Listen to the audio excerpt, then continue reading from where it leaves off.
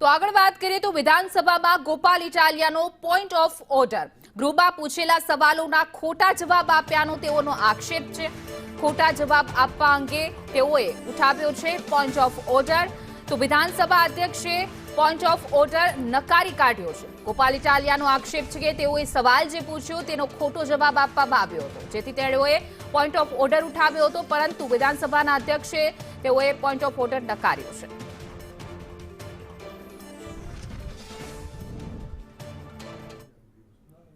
મુખ્યમંત્રીની અધ્યક્ષતામાં કેબિનેટ બેઠક મળી. સીએમએ મંત્રીઓ અને સચિવોને અભિનંદન પણ આપ્યા.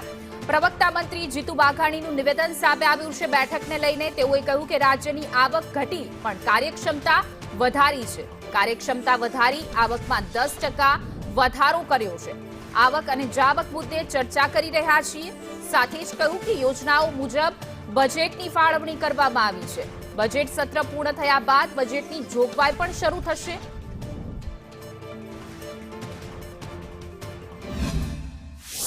શેરો છે એમને પણ રાહત મળી.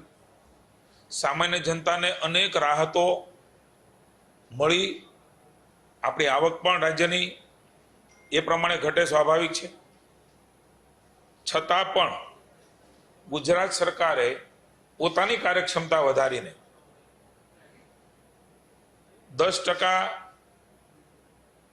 વધારો આ બજેટમાં કર્યો. એ ગુજરાતના ઇતિહાસમાં સૌથી પ્રથમ આ ઐતિહાસિક બજેટ રજૂ થયું છે. તજજ્ઞો, અર્થશાસ્ત્રીઓ આજે ચર્ચા કરી રહ્યા છે, કારણ કે આવક જાવકના હિસાબના આધાર ઉપર હંમેશા બજેટની જોગવાઈઓ એ નક્કી થતી હોય છે.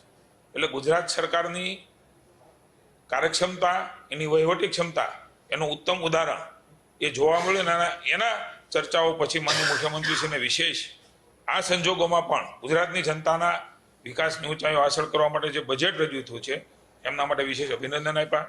એસટી, એસસી, ઓબીસી અને ખેડૂતોને ખાસ કરીને વિશેષ પ્રાધાન્ય એ